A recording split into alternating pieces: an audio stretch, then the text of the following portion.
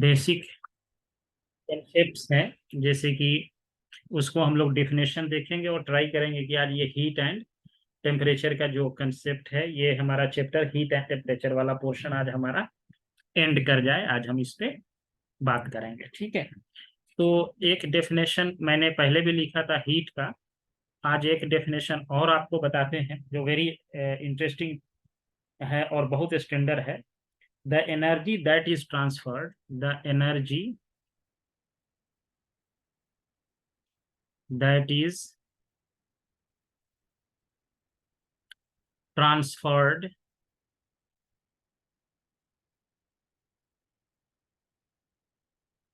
from one body to another, from one body to another without any mechanical work done involved, without any mechanical work involved, mechanical work involved, involved is called heat, is called heat।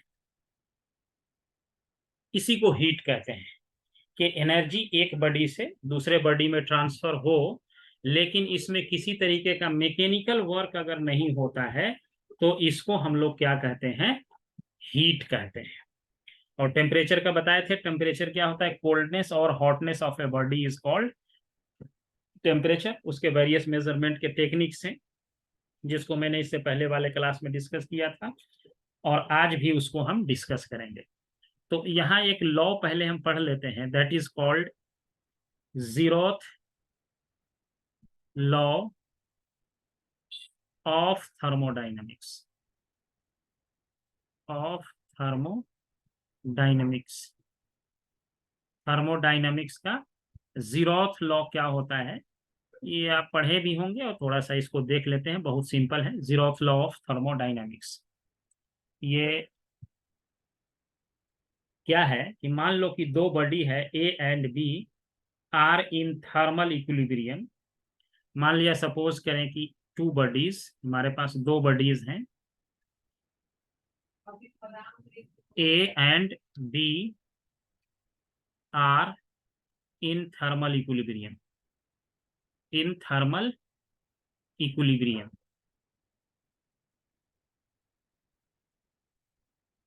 Thermal equilibrium का मतलब होता है कि दोनों जो है एक ही temperature पे आ गए हैं, दो बॉडी। इसको ए एंड बी को हमने कांटेक्ट में डाल दिया, ये ए है ये बी है, तो थर्मल इक्विलिब्रियम होने का मतलब है कि दोनों एक ही टेम्परेचर किसी टी नॉट पे दोनों आ गया है, इसको थर्मल इक्विलिब्रियम कहा जाता है। And A and C are also in thermal equilibrium, और एक अगर ऐसा हो जाए A and C are also in thermal equilibrium, in thermal equilibrium. अब ए एंड सी, ए यही है, सी मान लो यहाँ पे कोई एक बॉडी है, ये सी है, ए और सी भी थर्मल इक्विलिब्रियम पे है। यानी कि अगर ऐसा हो गया ए और बी थर्मल इक्विलिब्रियम पे है, ए एंड सी भी थर्मल इक्विलिब्रियम पे है, देन बी एंड सी भी क्या होगा, then B and C also will be in thermal equilibrium, in thermal equilibrium. This is called zeroth law of thermodynamics. यानी कि ए बी इक्विलिब्रियम में है, ए के साथ सी इक्विलिब्रियम में है, तो ये बी एंड सी भी इक्विलिब्रियम में होगा। अगर इक्विलिब्रियम पे ये टी नॉट टेम्परेचर पे था और ए और सी भी इक्विलिब्रियम पे होगा तो ये भी टी नॉट पे ही होगा, तो बी एंड सी भी आपस में क्या होंगे, ये इक्विलिब्रियम में होंगे। तो इसको जो है, इसी को जीरोथ लॉ ऑफ थर्मोडाइनमिक्स कहा जाता है। अब हीट का जो फ्लो होता है, heat flows from body at higher temperature to the body at lower temperature. Heat का जो फ्लो होगा, heat flows from a body of higher temperature to a body at lower temperature. Lower temperature पे ये body जो है आपका क्या करता है, आपका हीट का ट्रांसफर करता है हॉट बॉडी से, यानी कि हायर टेम्परेचर से लोअर टेम्परेचर की तरफ जो है हमारा हीट का फ्लो होता है, हायर से लोअर की तरफ होता है। अब इसको मेजर करने के लिए, इससे पहले हमने पढ़ा था कि टेम्परेचर को डिफाइन करेंगे, उसको मेजर करेंगे कैसे। तो इसको मेजर करने के लिए एक बहुत ही सिंपल वे में जो हम मेजर करते हैं, जिसको टेम्परेचर को मेजर करने के लिए जो है इसको कहा जाता है थर्मोमीटर कहते हैं। टेम्परेचर जिसको हम मेजर करते हैं उसको हम लोग मरकरी थर्मोमीटर कहते हैं। यानी कि टेम्परेचर मेजर करने के लिए जिसको हम यूज करते हैं दैट इज कॉल्ड थर्मोमीटर। इससे हम टेम्परेचर का क्या करते हैं, मेजरमेंट करते हैं। तो यहाँ जो अभी हम मेजरमेंट करेंगे थर्मामीटर का, उसको जो है बहुत तरह के मेथड है मेजर करने के लिए, but here whatever we are going to use that is called mercury. इसमें हम मरकरी यूज करेंगे, मरकरी थर्मोमीटर इसको कहेंगे, क्योंकि हम यहाँ क्या यूज करेंगे, एलिमेंट यहाँ जो हम यूज करेंगे जिसको मेजर करना है वो हम लोग मरकरी कहेंगे। मरकरी कॉलम है बेसिकली। जैसे कि मान लीजिए कि हम यहाँ जो है आपको एक जो है इस तरीके का एक मरकरी का अगर हम कॉलम जो है यहाँ पे अगर हम डिसाइड करें थर्मोमीटर के फॉर्म में, यहाँ है हमारा, मान लीजिए कि ये हमारा एक थर्मामीटर है जो इस तरह का शेप का बना हुआ है, और इसमें जो है मरकरी जो है इस तरीके से ये यहाँ से इसको ये फिल किया हुआ है मरकरी। ये मान लेते हैं कि यहाँ पे हमारा एक मरकरी सपोज करते हैं यहाँ से ये यहाँ तक जो है मरकरी का ये फ्लो है, ऐसा है। अब इसको जो है टेम्परेचर को हमको मेजर करना है, तो मेजर करने के लिए क्या है कि हम ये देखते हैं कि इस जगह पे मान लेते हैं फॉर द टाइम बिंग कि ये हमारा जो है यहाँ पे जो टेम्परेचर है, सपोज करते हैं कि ये कोई टेम्परेचर है, यहाँ पे मान लिया है कि ये T1 है, और ये लास्ट पॉइंट पे जो टेम्परेचर मेजर करता है वो मान लेते हैं कि T2 कोई टेम्परेचर है। और ये T1 और T2 जो है दो टेम्परेचर है हमारा जिसको हमको मेजर करना है। और इस चीज को जो कैलिब्रेशन किया जाता है इस मरकरी थर्मोमीटर का, उसका जो है दो पॉइंट लिया जाता है, इसको एक को कहते हैं, और ये टेम्परेचर जो है हम एटमॉस्फेरिक प्रेशर जो इस पे लेंगे वो होगा हमारा 1 एटमॉस्फेरिक प्रेशर पे, ये हमारी सारी बात होगी 1 एटमॉस्फेरिक प्रेशर पे रखा हुआ है, उस समय हम बात करते हैं। तो इसमें जो है ये लेंथ जैसे जैसे यहां से यहां तक ये लेंथ है, कोई ये लेंथ होगा, जैसे जैसे ये लेंथ इंक्रीज करेगा यहाँ से ऐसे ऊपर की तरफ जाएगा, वैसे वैसे टेम्परेचर भी क्या करता है इसका इंक्रीज करता है। अब मान लीजिए कि ये हमारा T1 जो है ये हमारा क्या था, इनिशियल कोई टेम्परेचर था, और T2 क्या है, कोई फाइनल टेम्परेचर, हमने किसी टेम्परेचर T2 पे बात किया हुआ है, ये हमारा कोई टेम्परेचर T1 है। अब इसका टेम्परेचर जब हम मेजर करते हैं, टेम्परेचर करेस्पॉन्ड्स टू, अब मान लीजिए किसी लेंथ पे यहाँ पे हमको टेम्परेचर मेजर करना है जो L लेंथ पे है। सपोज करिए कि ये हमारा मरकरी का जो T1 टेम्परेचर है ये मान लेते हैं L1 लेंथ पे है, एंड T2 जो टेम्परेचर आता है ये मान लेते हैं L2 लेंथ पे है। ये T2 है, यहाँ का लेंथ L2 है। अभी तो यहाँ पे है तो बाद में हम देखेंगे कि ये जीरो ही हो गया है, लेकिन यहाँ T1 मान लिया कोई लेंथ होता, यहाँ अगर हम मेजर करते टेम्परेचर, ये T1 है हमारा, मान लिया इस जगह पे अगर T1 है और ये लेंथ हमारा L1 है। T1 टेम्परेचर का जो है ये मरकरी का लेंथ L1 है, और T2 के लिए ये मरकरी का लेंथ जो है ये L2 हो जाता है, और बीच में किसी जगह ये हमारा टेम्परेचर T है, जिस कंडीशन में इसका लेंथ क्या है एल है, उस कंडीशन पे जो है temperature corresponding to temperature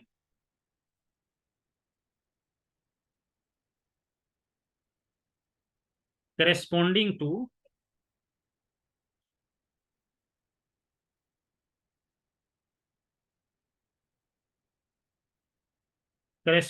to any length, कोई लेंथ हमारा एल है, उसके लिए टेम्परेचर क्या है, टी है। किसी लेंथ एल पे, मरकरी जिस समय एल लेंथ पे आया उस समय मान लेते हैं कि इसका टेम्परेचर क्या है, हमारा टी है इसका। अब इसमें क्या होता है, एक लीनियर रिलेशन है कि टी जो है, ये जो रिलेशन है which is equal to A L plus B. ऐसा नहीं होगा कि डायरेक्टली जैसे कि जितना हमारे पास जो है कि एल बढ़ेगा उसी तरह से ये टी बढ़ेगा, ऐसा नहीं। ये ए और बी क्या है, एक लीनियर रिलेशन है। लीनियर रिलेशन, लीनियर रिलेशन को ऐसे ही लिखते हैं, जैसे हमारे पास एक इक्वेशन होता है ना, y equal to M X plus C, ये मैथमेटिक्स में पढ़ते हैं, y equal to M X plus C. इसका मतलब ये होता है कि ये एक लीनियर प्लॉट है, ग्राफ है, जो कि ये y है, ये क्या है आपका x एक्सिस है, और ये लाइन जो है x एक्सिस के साथ कितना एंगल बना रहा है, ये थीटा है, और इसी को क्या कहते हैं, स्लोप कहते हैं। तो इसको जो है m क्या है, स्लोप है, स्लोप का मतलब है tan थीटा। तो ये लीनियर रिलेशन बताता है। और c क्या है, ये y एक्सिस पे कितना इंटरसेप्ट किया है, दैट इज c। c जो है y इंटरसेप्ट है। तो ये स्टैंडर्ड इक्वेशन है स्ट्रेट लाइन का। उसी तरह से ये एक स्टैंडर्ड इक्वेशन है जो कि टेम्परेचर और लेंथ के बीच रिलेशन बताता है, जहां पे A and B are constant, जहां पे ए एंड बी हमारे पास क्या है, कांस्टेंट है। अगर इस कांस्टेंट का वैल्यू हमको पता चल गया, A and B, what is the A what is B, तो हम कह देंगे उस ए और बी के वैल्यू पुट करके कि एक जनरलाइज इक्वेशन हम किसी भी लेंथ के लिए हम टेम्परेचर निकाल सकते हैं इस रिलेशन को यूज करके। तो अब मेरा टास्क है कि उसी कांस्टेंट ए एंड बी का वैल्यू निकाला जाए। Now our task is to find this value A and B such that a generalized relation between temperature and length can be obtained। तो इसके लिए जनरलाइज रिलेशन पे अब हम चलते हैं, वो कैसे करेंगे, जनरलाइज रिलेशन की अब हम बात करेंगे। अब जैसे कि मान लीजिए कि ये हमारा सेंटीग्रेड सिस्टम है, तो सेंटीग्रेड सिस्टम में सेंटीग्रेड सेंटीग्रेड सेंटीग्रेड सिस्टम हो अगर हमारे पास, तो उसमें हम लोग टेम्परेचर को जो डिफाइन करते हैं वो आइस पॉइंट जो होता है वो 0 डिग्री सेंटीग्रेड होता है। एंड स्टीम पॉइंट क्या होता है, स्टीम पॉइंट होता है 100 डिग्री सेंटीग्रेड। ये सेल्सियस सेंटीग्रेड स्केल में ये डिफाइन है, लेकिन अगर फ़ारेनहाइट में चले जाएंगे तो यही टेम्परेचर कुछ और होगा, वो हम आगे बात करेंगे। और उसका स्टीम पॉइंट जो है फ़ारेनहाइट में अलग होगा। सेल्सियस ग्रेड में या सेंटीग्रेड में सिस्टम में जो आइस का टेम्परेचर होता है वो 0 डिग्री है, और स्टीम का जो टेम्परेचर है पानी का वो 100 डिग्री सेंटीग्रेड होता है। अब मान लेते हैं इसमें कि जब T इक्वल टू 0 है टेम्परेचर, तो उस समय लेंथ को मान लेते हैं कि L नॉट है। जब आपका ये टेम्परेचर 0 था तो उस समय लेंथ कितना था, L को L नॉट मान लेते हैं इसी इक्वेशन में। तो T इक्वल टू जब 0 पुट करेंगे, A into L not plus क्या हो गया, B हो गया। ये रिलेशन हुआ। और दूसरा रिलेशन पुट करते हैं, ये हम यहां पे मान लीजिए कि ये टेम्परेचर हमारा 100 डिग्री हो गया। उस समय जो है ए तो ए रहा, और लेंथ को उस समय लिख दिया गया L100 प्लस बी कर दिए। अब देखिए यहां पे दो इक्वेशन है आपके पास, और क्या है, इससे हमको ए एंड बी का वैल्यू, पहले ए और बी का वैल्यू हमको निकालना है। तो इस यहां वाले से रिलेशन से, इस रिलेशन से हम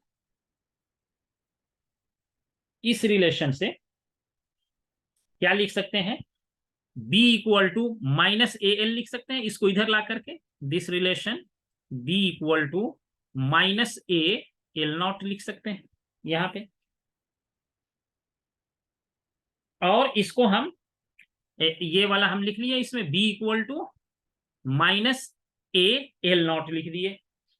अब उसके बाद क्या कर सकते हैं कि यहां से इस रिलेशन से अगर हम बात करें, यहां से इस वाले रिलेशन में B का वैल्यू आप खाली पुट कर दीजिए यहां पे, B के जगह पे minus A into L not, A L 100 plus B का वैल्यू पुट कर देंगे माइनस ए एल नॉट, ये हो गया 100।